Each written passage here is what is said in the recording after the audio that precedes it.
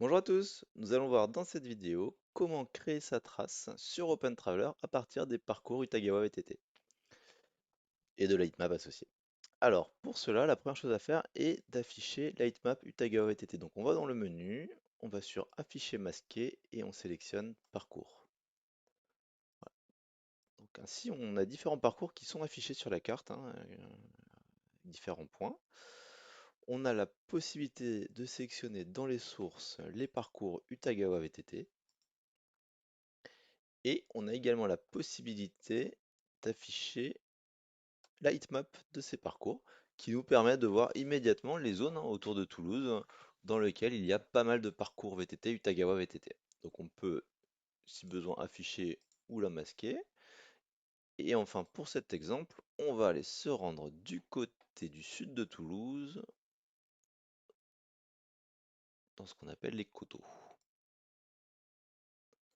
Donc lorsqu'on zoome, on voit clairement apparaître les différents chemins avec différents niveaux de couleurs. Plus on est rouge, plus on a de passages, de traces Utagawa VTT, plus il y a de traces Utagawa VTT qui passent par ce chemin.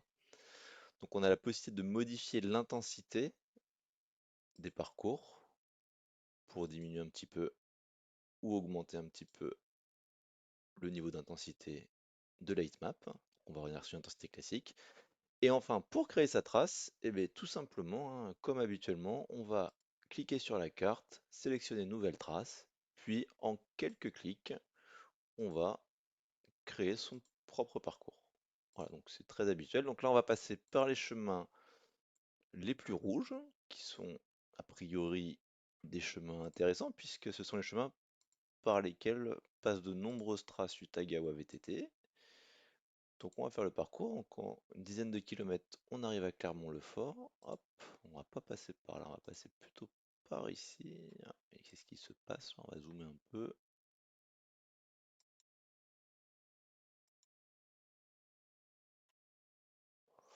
Voilà.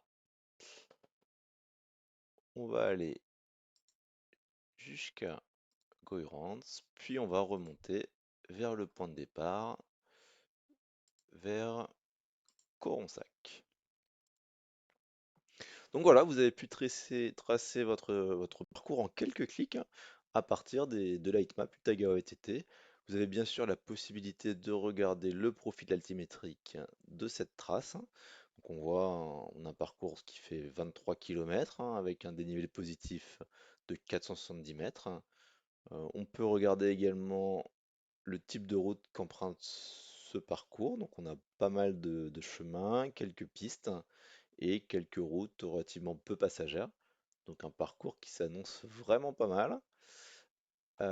Enfin, dernière chose à savoir, vous pouvez sélectionner l'activité VTT et si votre parcours est vraiment sympa, s'il n'existe pas sur Utagawa VTT, vous pouvez directement l'exporter vers Utagawa VTT en cliquant ici.